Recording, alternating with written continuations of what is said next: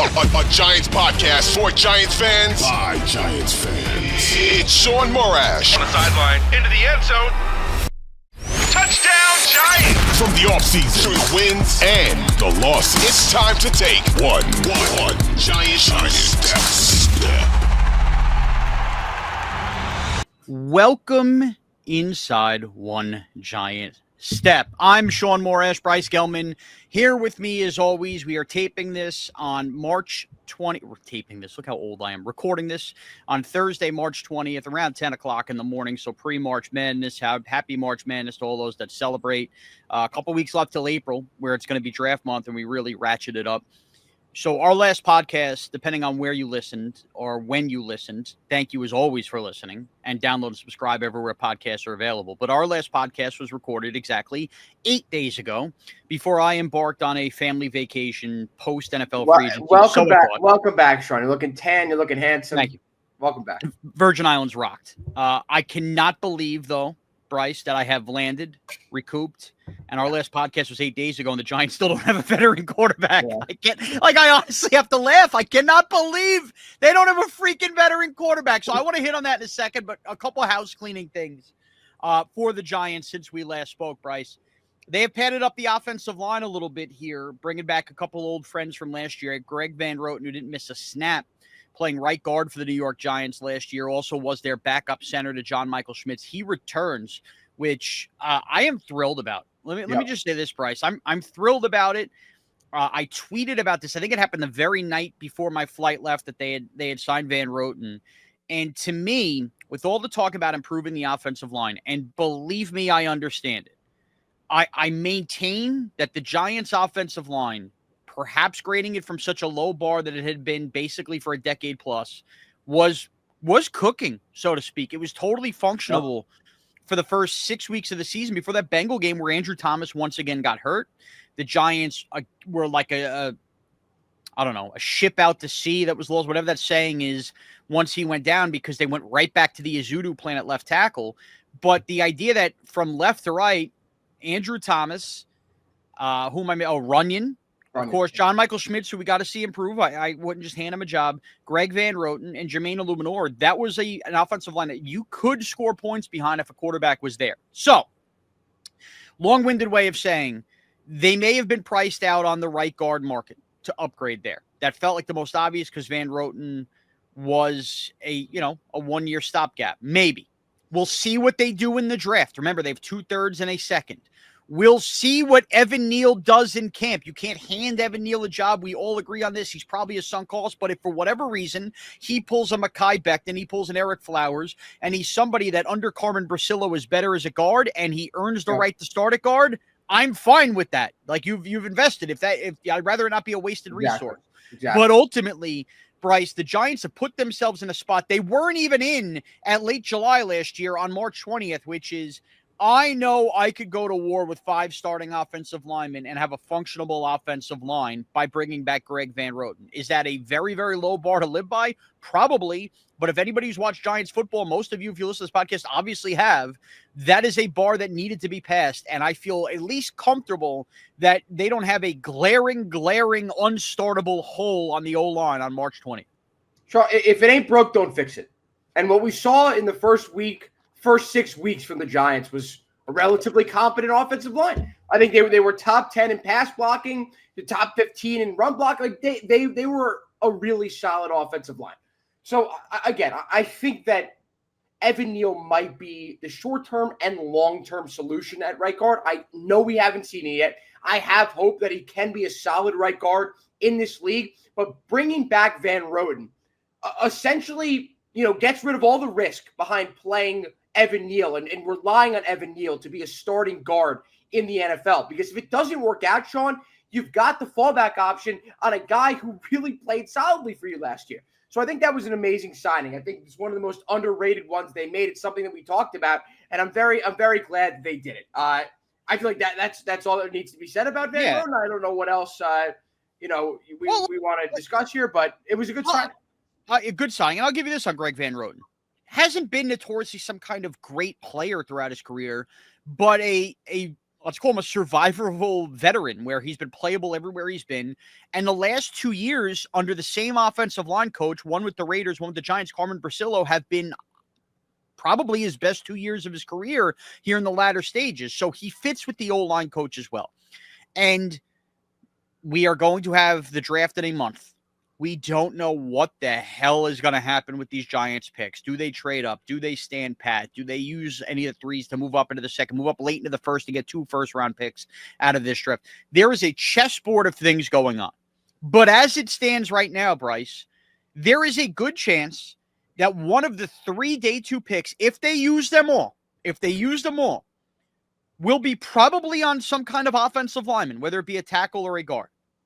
Okay, and if you're using that day 2 pick, the idea is they're either going to start from day 1 or develop into a starter by year 2. And if that's the case, then Greg Van Roten, you could play a guard for a year. And if you use the high 3rd round pick or the compensatory 3rd round pick, hopefully on a guy better than Josh Azudu, and you develop him for a year, and Evan Neal doesn't pan out, I mean, that's what good teams do, right? Creed Humphrey was a day 2 pick. That's what good teams do. You at least have right. Yeah. And worst case scenario, or I guess this would be best case scenario, Jenkins' price drops. I'm assuming he's still not signed. I believe Tevin Jenkins' price drops a little bit. You end up splashing there. Or cuts happen around the league. Other things happen on draft day.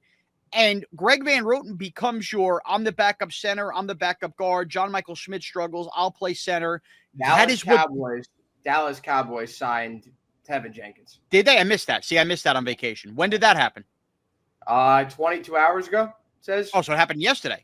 Okay. Yeah. Totally missed that. Good for them. All right, he's off the board, regardless. Oh, hold up. This is an unbelievable clickbait. Oh no. Oh no. So fake news. Don't listen to me. I don't understand why that's a headline. That's complete clickbait. My bad. Fake news. Okay. Regardless, idiotic. His price drops, whatever happens. The Giants could be in the mix there, and Greg Van Roten's a backup. But ultimately, I like the move. It made too much sense not to bring him back. The Giants can go to war with the 5 starters they have. With that, let's add a couple other notes. They brought back Aaron Stinney, a guy who started with the Bucs in 2023. Last year was a guy who spot started. That is purely a depth piece, too. Look, it's nothing to wave the pom-poms at, but it's a veteran interior offensive lineman. If guys go down, you hope not for the year. Aaron Stinney could start for a week. Aaron Stinney could start for 2 weeks. Again, not the sexiest thing in the world, but something where he was fine in a spot start last year for the Giants down the stretch. Fine for depth. They also added tackle Stone Forsythe for no money, who had – I trust the tape guys on this. Clearly, if he was some kind of awesome tackle, he would not be getting veteran minimum money. But remember, the Giants signed James Hudson from Cleveland. They have now signed Stone Forsythe in Seattle. They are throwing flyers and darts that Carmen Brasillo could work with 2 guys who could be swing tackles on this team. Do both make the team? There's a chance one of those guys is cut. Maybe Stone Forsythe never plays for this team.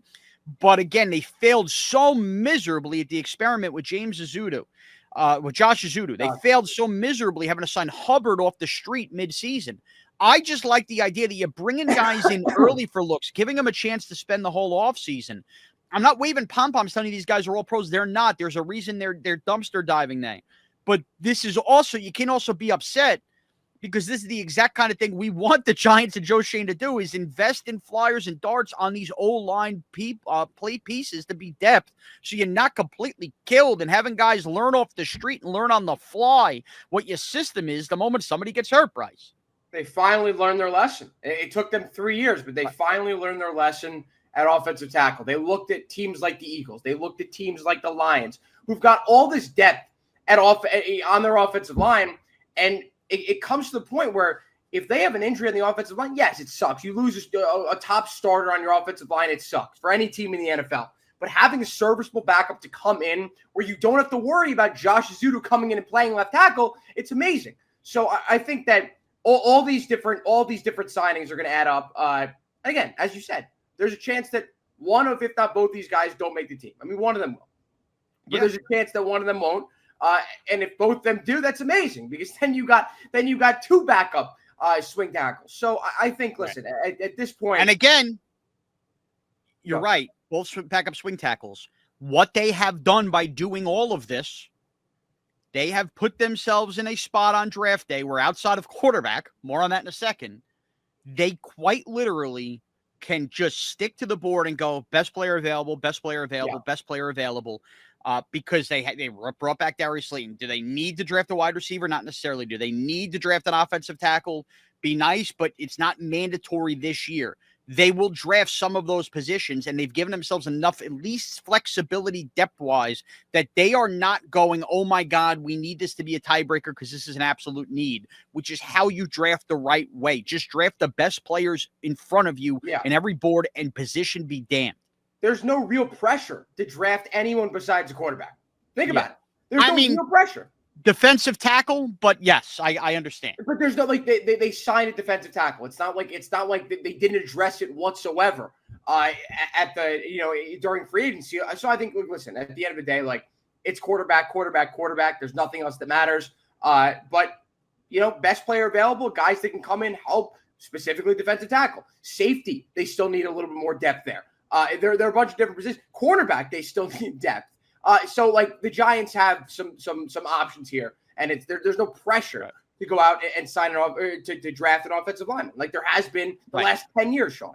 And don't misinterpret. We're not wrapping this podcast telling you the Giants have the best offensive line in the league. We understand there's holes. We're not telling you the Giants now have catapulted themselves to a team where it's top 10 talent in the league. We're not saying that. But in free agency, what the Giants have done overall, between addressing a number one cornerback need, getting Javon Holland the safety, getting the offensive line depth, bringing back Van Roten, getting a couple guys, frankly, on a team that sucked tackling on special teams to have that emotion, to bring back Amir Smith-Marset, to have that return game, which is now live again in the NFL, taken care of. I do think that it's hard to look at the Giants free agency period as a negative so far. Yeah. But that leaves the last glaring hole, which is quarterback, Bryce, which we could address right now. Russell Wilson took a visit. Jameis Winston took a visit. Joe Flacco took a visit. While I was gone, Mac Jones went to San Francisco. Gardner Minshew went to Kansas City. I'm sure I'm forgetting a couple other random veterans out there as well that are gone.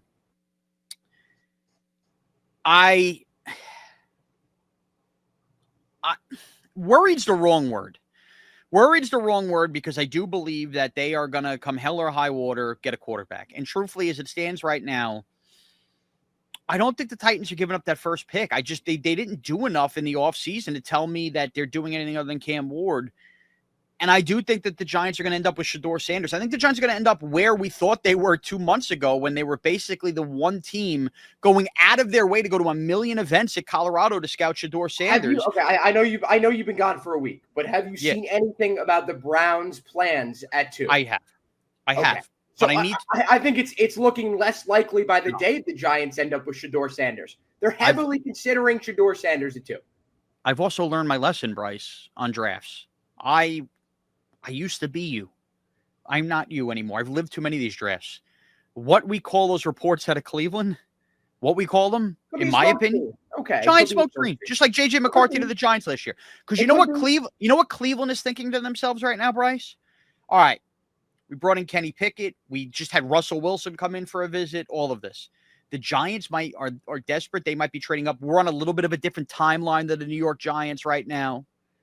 Boy, if they're willing to trip to 1, if we put enough feelers out there that we like Sanders and make them feel like they're going to get screwed, maybe we could squeeze the Giants for next year's first to move up 1 spot and we get our player. That's how the game is played. I don't look. Now you want to tell me? You want to tell me there's a chance? If they're willing to let the Giants trade up, then I think you know all you need to know about their actual plans. That they don't want to take Shedeur Sanders, and in that case, the Giants stand pat at 3 and take Shedeur at 3. If they're willing to let the Giants trade up for the guy that they want, they're not going to let them do it. They're not going to do it. I agree. And, you never know if other teams get involved. The New York Jets, the Raiders, all these teams we talked about, and that, Cleveland figures that out. But just be wary, man. You're going to see a million reports about all this. You'll see more reports about the Giants trading up to 1. That's all going to happen between now and a month from now. I think they're going to end up with Shedeur Sanders. But they still need a veteran. I'm not sure, and we'll figure this out.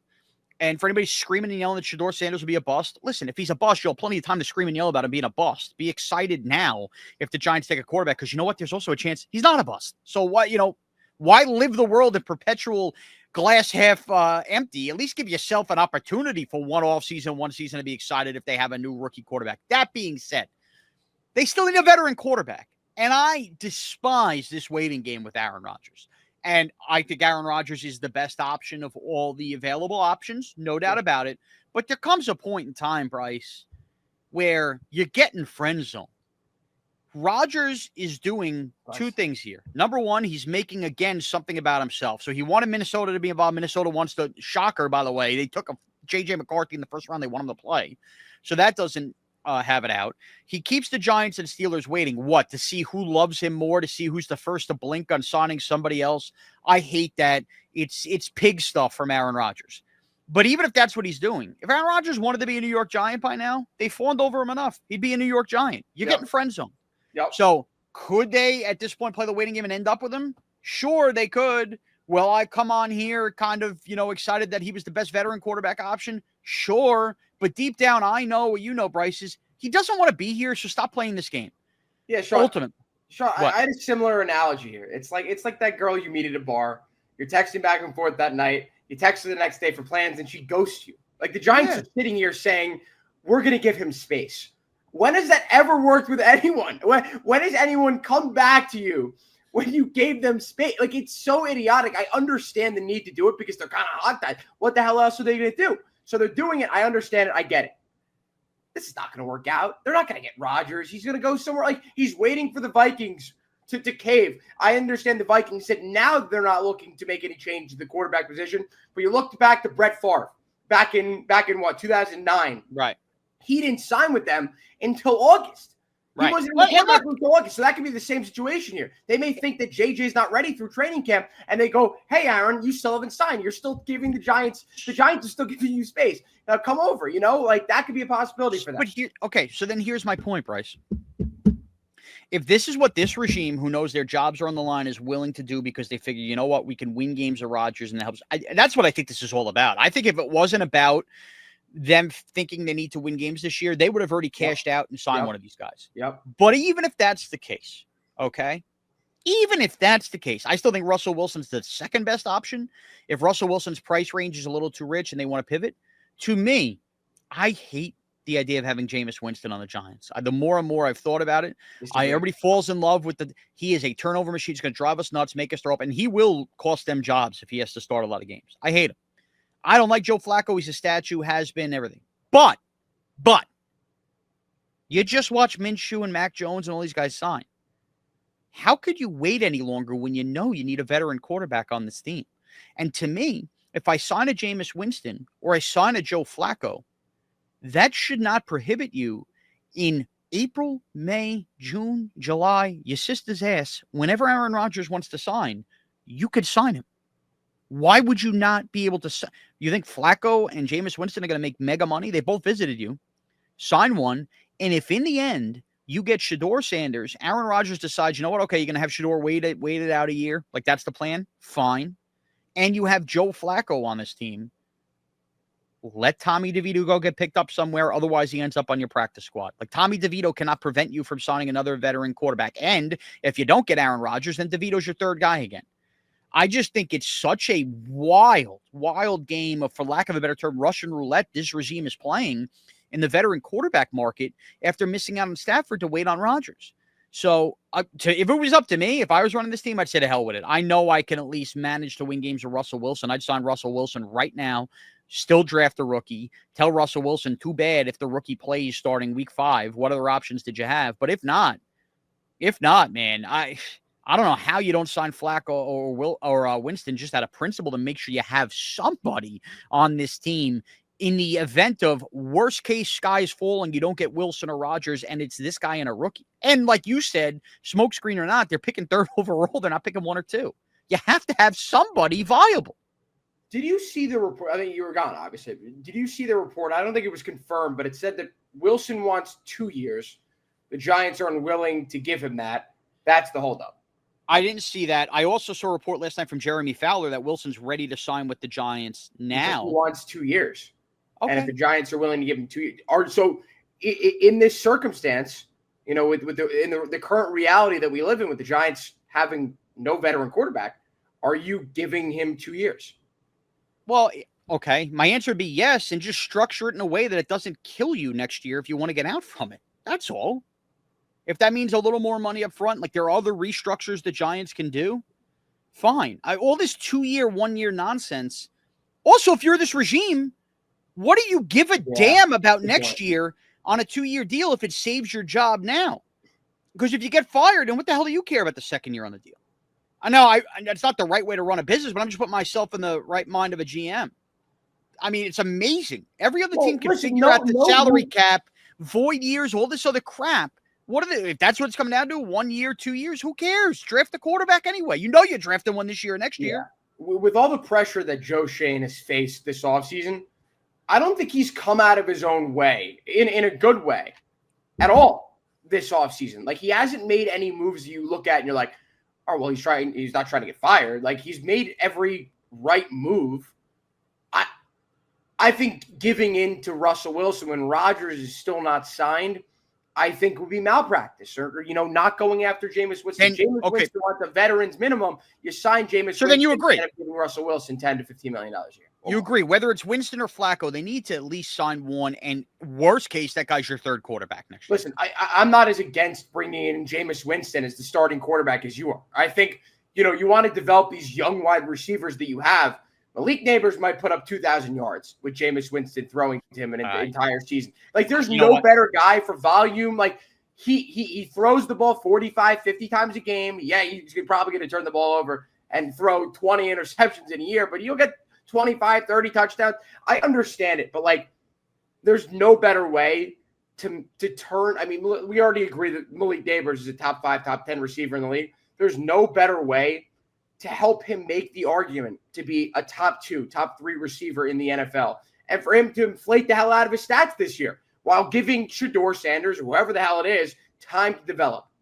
That's why I'm not totally against it. But yes, they may get fired after the season because they may win 2 or 3 games again.